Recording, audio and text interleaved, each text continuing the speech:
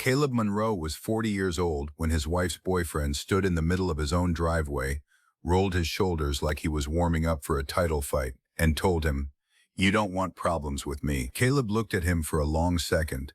The man's name was Victor Dane, 36 years old, 6'2", built like he lived under fluorescent gym lights, a black belt in karate, a blue check mark on social media, and enough online followers to believe the world became real only when someone was recording it. Behind Victor stood Caleb's wife, Marissa. She had her arms folded across her chest. One hip leaned against the passenger door of Victor's matte black SUV, watching Caleb the way a person watches a small problem waiting to solve itself. She did not look embarrassed. She did not look sorry. She looked impatient. That was the part Caleb noticed first. Not the man in his driveway. Not the expensive SUV. Not the neighbors slowly pretending not to look through their blinds. Marissa was impatient for Caleb to understand his new position. Caleb wore an old gray hoodie, faded jeans, and work boots with drywall dust on the sides from helping his neighbor repair a ceiling leak that morning. He was not a large man, 5'11", lean, quiet, the kind of man people described as harmless because he did not announce what he could do. Victor smiled and took one step closer. "I said," Victor repeated, louder now, because the neighbor across the street had opened her curtain, "You don't want problems with me. I've trained my whole life." Caleb looked from Victor to Marissa. "Is this what you wanted?" he asked her. Marissa's face tightened. "Caleb, don't make this dramatic." He almost smiled at that. Dramatic. She had brought another man to their house. A man who had been in his bed, in his kitchen, in the passenger seat of the car Caleb had paid insurance on, and now she was asking him not to make it dramatic. Victor laughed under his breath. "Man, she told me you were quiet. She didn't say you were scared." That was when Caleb understood the room they thought they were standing in. They believed this was a physical confrontation. A husband, a lover, a challenge, a driveway, a woman watching to see which man would prove himself.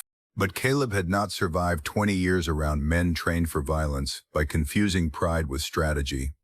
He looked at Victor's stance, too wide, shoulders high, right knee favoring slightly inward. A fighter used to controlled mats, timed rounds, referees, padded floors, applause.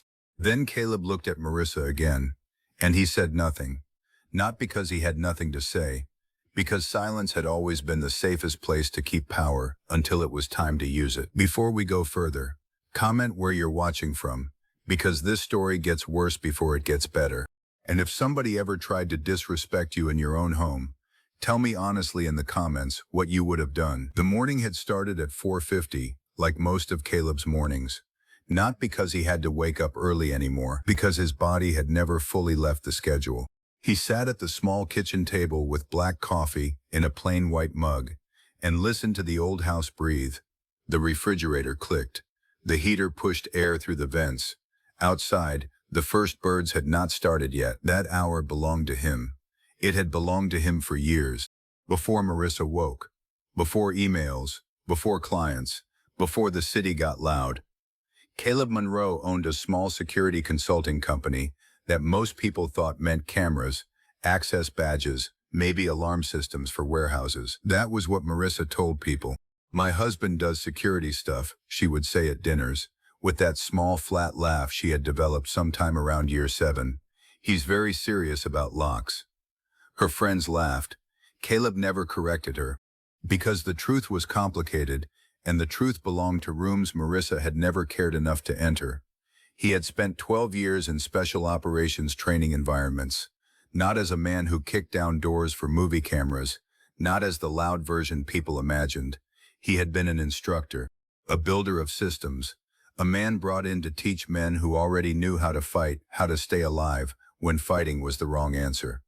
Close quarters control, hostile environment behavior, restraint under pressure, threat recognition, de-escalation when possible, ending danger when necessary.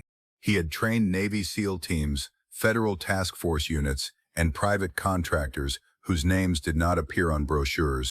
He had certification letters in a locked cabinet, photographs he never posted, and men all over the country who still called him coach, with more respect than Marissa had shown him in the last 3 years of their marriage. To Marissa, he was boring. To other men, he was the person you called when boring was the reason you survived. He met Marissa 15 years earlier at a hospital charity event in Norfolk. She worked in pharmaceutical sales then, sharp, beautiful, quick with people, in a way Caleb admired because he had never been quick with rooms. He could read danger instantly, but small talk took effort. Marissa made rooms easy. That was what he loved first. She could walk into a gathering full of strangers and make herself central within 6 minutes. She remembered names. She touched elbows when she laughed. She spoke to people like they had been waiting for her all evening. Caleb had been standing near the exit when she found him. "Are you hiding?" she asked. "Observing," he said. She laughed like that was the best answer anyone had given her all night.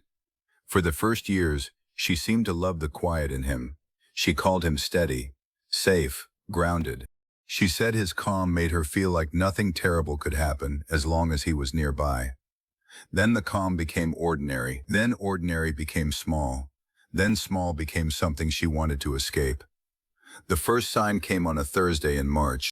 Marissa came home from a fitness expo in Raleigh with a new water bottle, a stack of business cards, and a name she inserted into conversation too casually.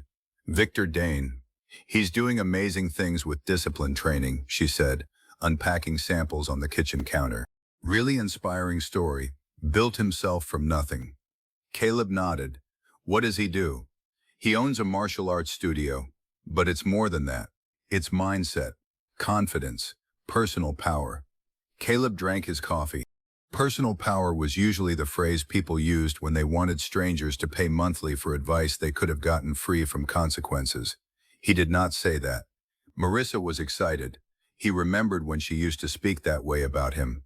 Victor entered their life through words first, then through a podcast link, then through a gym membership Marissa said would help her reconnect with her strength, then through Tuesday evening training sessions, then Saturday morning private lessons, then the phone turned face down on the table, then the new passcode.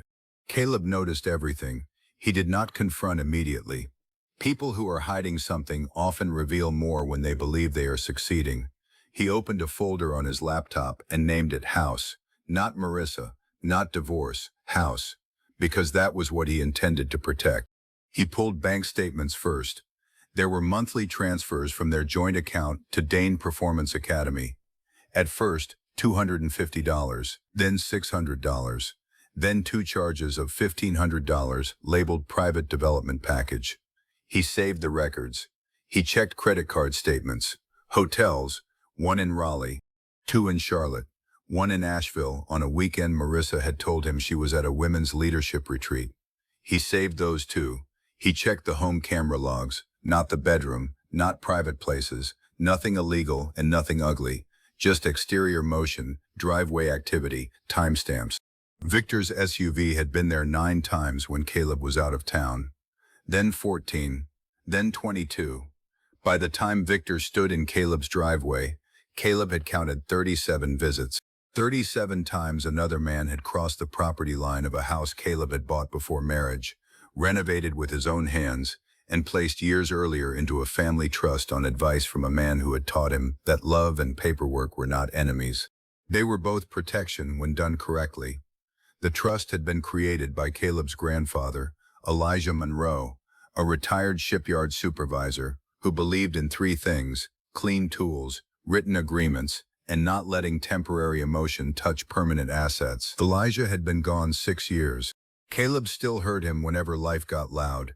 "Boy," his grandfather used to say, "don't wrestle in the mud with people who came dressed for dirt. Step back and let them show everybody what they brought." So Caleb stepped back, and Marissa showed him. In late June, she told him she needed space. Not a divorce, not yet. Space. She said it at the kitchen table while Caleb was repairing the hinge on a cabinet door she had slammed too hard the week before.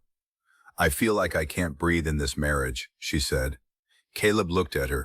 "Because of me?" She sighed, as if the question exhausted her. "Because of who we've become.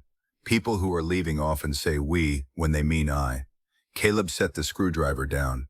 "What do you want, Marissa?" She looked toward the window. I don't know. She knew. He knew she knew.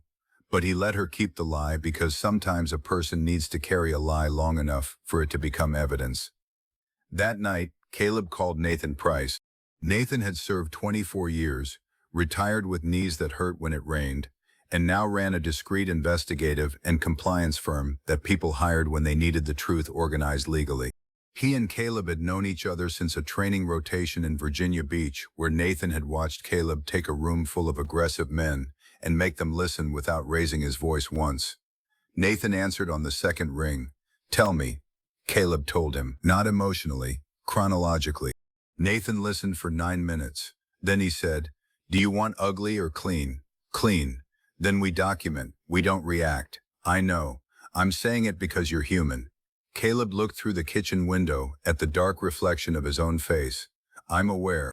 Nathan found what Caleb had not. Victor Dane's academy was 3 months behind on rent.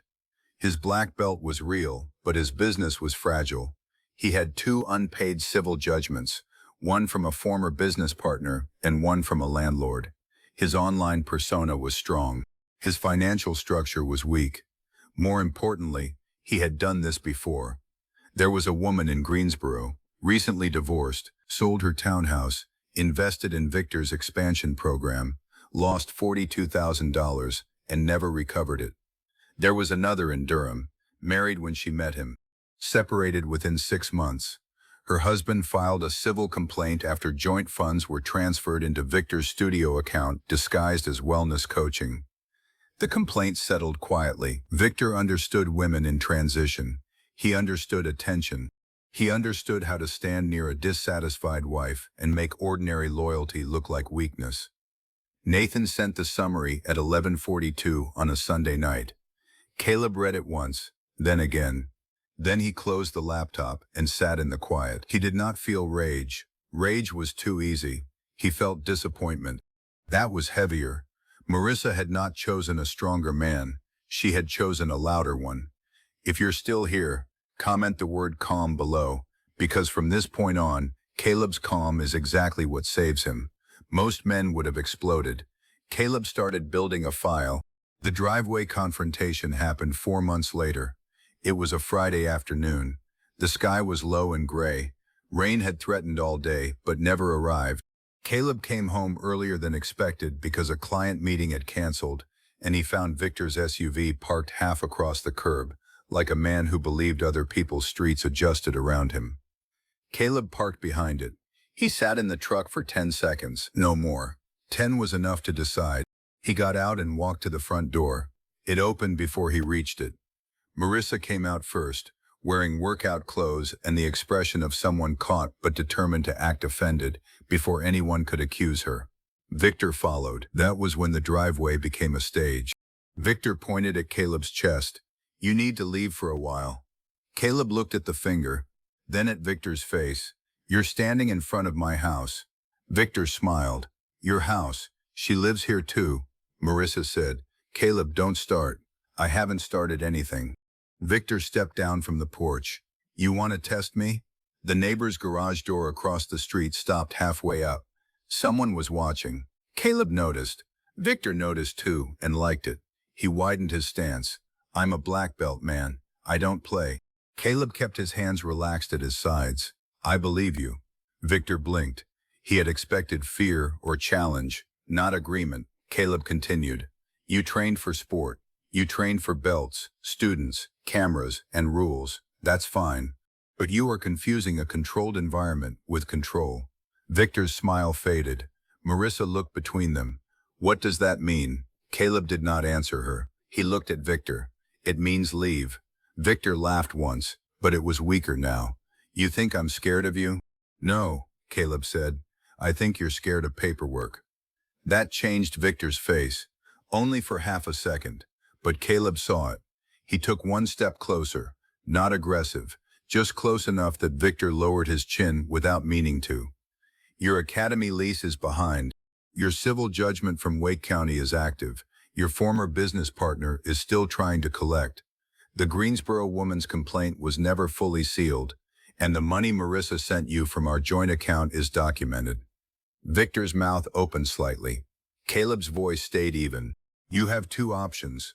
Leave my property now, or stay here and give me a reason to send everything to the people already looking for you. Marissa whispered. Victor? Victor looked at her, and for the first time since Caleb had known his name, the performance dropped. Under the muscles, under the belt, under the followers, there was a man calculating exposure. He picked up his gym bag from the porch. This isn't over, he said. Caleb nodded. It is for today. Victor got into the SUV and drove away without looking at Marissa.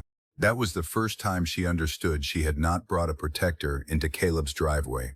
She had brought a liability. Marissa turned on Caleb. What did you do? He looked at her. I paid attention. 8 days later, the divorce filing arrived. Not from Caleb, from Marissa. She filed first because Victor had told her it would give her leverage. Nathan later confirmed that through messages Marissa forgot were backed up to a shared tablet.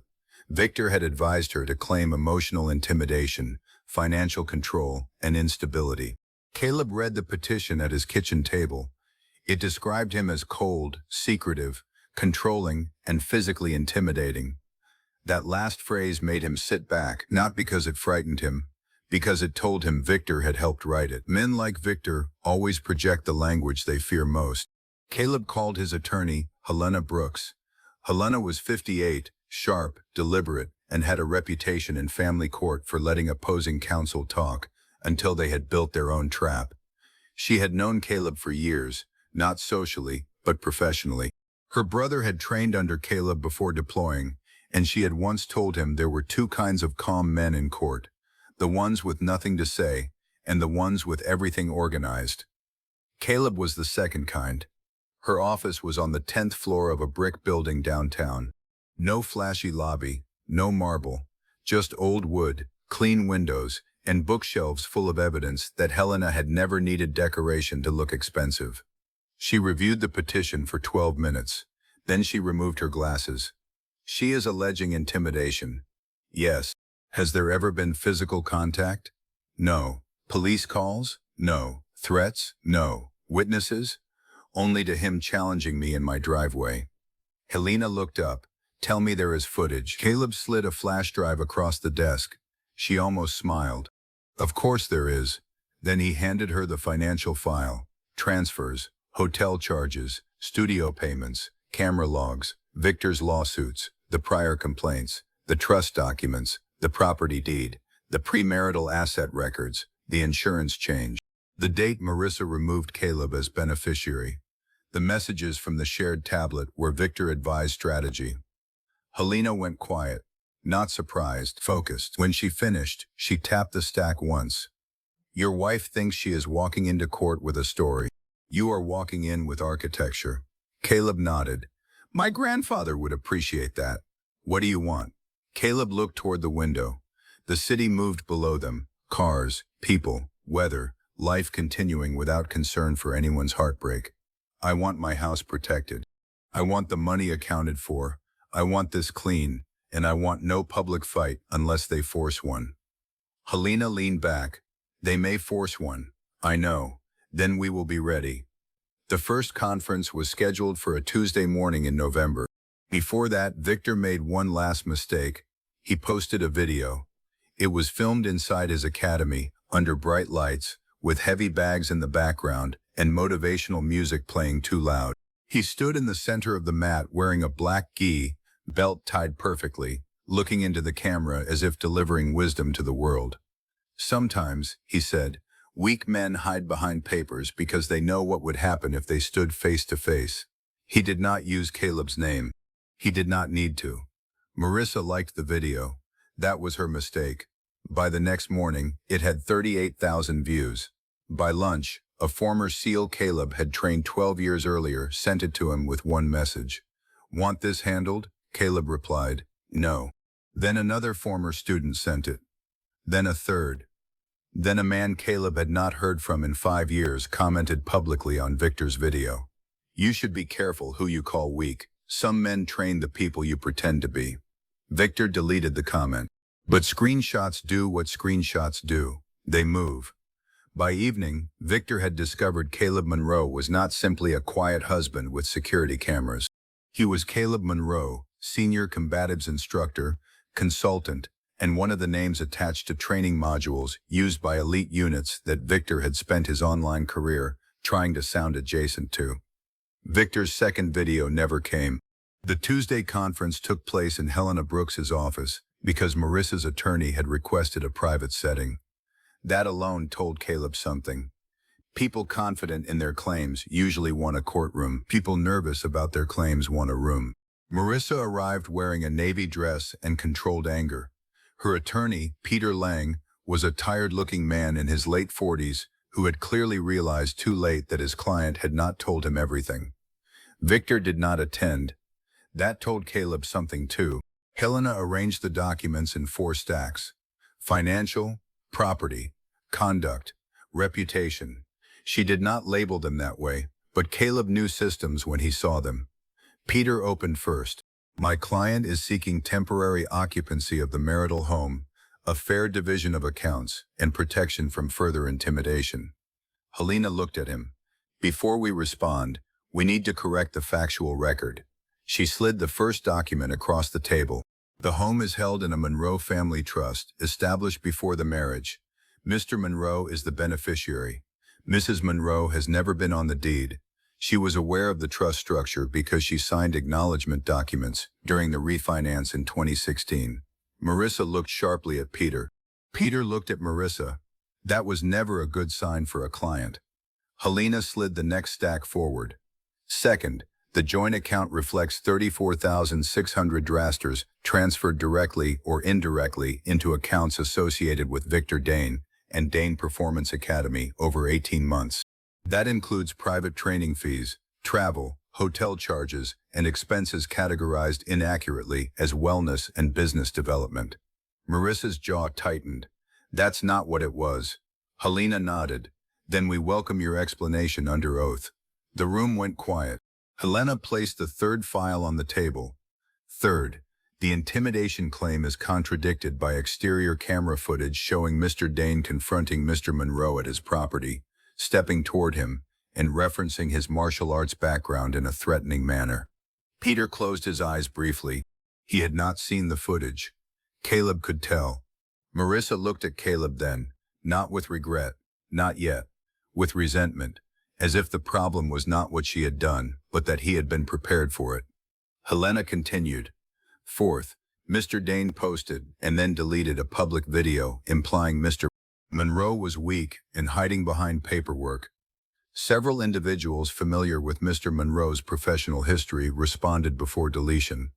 We have preserved the material. Peter turned a page slowly. What professional history? Helena looked at Caleb. Caleb gave the smallest nod. She slid one final page across the table. It was not classified. It was not dramatic. It was a clean professional summary. Training contracts, consulting roles, program development, defensive tactics instruction, military clients listed only where legally allowed. Marissa read it. Her face changed. That was the moment. Not the money. Not the house. Not Victor's lawsuits. This, for years she had believed Caleb's quiet meant absence. She believed his calm meant fear. She believed his refusal to perform masculinity meant he had none. And now she was reading that the husband she had called boring had trained men whose entire job was to walk toward danger when everyone else moved away. She looked up. You never told me. Caleb held her gaze. You never asked who I was. You only asked why I wasn't more like the men you admired. Her mouth opened. Nothing came out. Peter requested a recess. During the break, Marissa stood near the window with her arms crossed tightly. Caleb remained seated. He did not look at his phone. He did not speak to Helena. He simply waited. That was the thing Marissa had never understood. Caleb could wait. He had waited through ambush drills, through hostage scenarios, through training rooms full of men trying to provoke him into proving himself, through a marriage where the woman he loved slowly stopped seeing him. 15 minutes was nothing. When Peter returned, his tone had changed. My client is willing to withdraw the temporary occupancy request. Helena nodded. Continue. Peter glanced at Marissa. She is also willing to amend the intimidation language. Remove, Helena said. Amend. Remove. Peter looked at the documents again. Remove. Helena turned one page. And the dissipated funds. Peter exhaled. We can discuss reimbursement. No, Caleb said. Everyone looked at him. He had spoken softly, but the room adjusted. We don't discuss whether the money existed. We discuss how it is returned. Marissa's eyes filled. Caleb, I made mistakes. He looked at her. No, mistakes are wrong turns. You built a road. That landed harder than anger would have. She wiped under one eye quickly, angry at the tear for arriving. I wasn't happy. I know. You shut me out. No, Caleb said. I stopped inviting you into rooms you kept mocking. She flinched. He continued. I would have told you anything. You preferred guessing small. For a moment, the woman he had married appeared in her face. Not the performance, not the anger, just the person from years ago, standing at a charity event asking why he was hiding near the exit. Then she was gone again. Pride returned first. It usually does. The agreement took 6 weeks. Marissa withdrew the intimidation claim. The trust remained untouched. Caleb recovered most of the transferred money through offset. The house stayed his. The divorce moved forward cleanly because Helena gave Peter every reason to keep it clean. Victor's academy closed in February. Not because Caleb destroyed him. That would make the story too simple. Victor's academy closed because it had been failing before Caleb ever knew his name. The landlord sued. The former business partner renewed collection efforts. The Greensboro woman, after receiving documentation from a source no one publicly identified, reopened her complaint. Victor moved his classes to a rented room behind a supplement store for a while. Then even that stopped. His social media became motivational quotes over old training footage. Marissa moved into an apartment near South End and took a job in regional sales for a wellness company. Caleb heard this from a mutual acquaintance at a grocery store. He nodded, said he hoped she was well, and changed the subject. Because after a certain point, people become weather. Real, present, occasionally inconvenient, but not yours to control. 9 months after the driveway confrontation, Caleb replaced the back fence of the house. He did it himself. Not because he could not pay someone, but because his grandfather had built the original one with him, and some repairs are a way of speaking to the dead. He pulled the old posts out one by one, set new ones in concrete, measured each panel twice, and worked until the evening light turned gold along the yard. His company had grown. The deleted Victor video had done something Caleb never intended. People who knew people began calling. A federal contractor asked if he was taking private training clients. A corporate security firm requested a full program review. A retired commander referred him to a facility in Texas. By summer, Caleb had more work than he wanted. So he hired 2 former students, both disciplined, both quiet, both allergic to nonsense. He named the expanded company Monroe Preparedness Group. Marissa would have laughed at the name. That was how he knew it was right. In September, Caleb attended a safety seminar in Atlanta as a panel speaker. He almost declined, but Nathan told him to stop hiding from rooms just because Marissa had once misunderstood why he stood near exits. That was where he met Elise Carter. Elise was a trauma surgeon who consulted on emergency response systems. She asked Caleb a question during the panel about decision fatigue under pressure. Not a flattering question, a real one, specific, intelligent, slightly challenging. Afterward, she found him near the coffee table. You answer like someone who edits himself, she said. Caleb looked at her. I do. Why? Because most rooms don't need the full answer. She smiled. Maybe you've been in the wrong rooms. They talked for 31 minutes. Caleb knew because he noticed time when something mattered. Elise did not ask if he had ever fought anyone. She asked what he thought fear was for. He told her fear was information, not instruction. She nodded like that made complete sense. Months passed, nothing rushed. That was the best part. Elise came to the house one cold Saturday in December and stood in the backyard while Caleb showed her the new fence. She ran one gloved hand along the top rail. You built this with help from a man who isn't alive anymore. She understood the sentence without needing it explained. Then she said, it's solid. Caleb looked at the fence, then at the house. Then at the quiet yard where everything painful had finally stopped echoing. Yes, he said, it is. On the one-year anniversary of the driveway confrontation, Caleb received a message from an unknown number. It was Marissa. I know I hurt you. I know I let someone make me see you wrong. I'm sorry. I don't expect anything. I just wanted you to know I understand now. Caleb read it twice, then he set the phone down. Elise was in the kitchen making coffee. The heater moved air through the vents. Outside, the morning was still dark and waiting. He thought about answering, not because he wanted her back, because once, long ago, he had loved a woman who laughed honestly at a charity event and told him he looked like he was observing instead of hiding. That woman had been real. So had the woman in the driveway. People can be both. He typed one sentence. I hope you build a better life than the one you tried to take apart. He sent it. Then he blocked the number. Not in anger, in peace. Later that morning, Caleb stood on the back porch with coffee in his hand and watched the sun move slowly over the fence line. The house was quiet. The yard was clean. The company was growing. The life he had protected was still standing.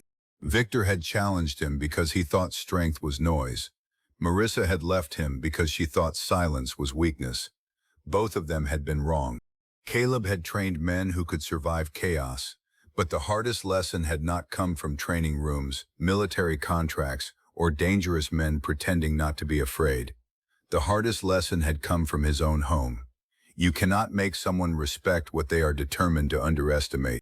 You can only stop handing them access to it. Caleb finished his coffee, stepped back inside, and closed the door gently behind him. He was not angry, he was clear, and that, more than anything, was why he had won.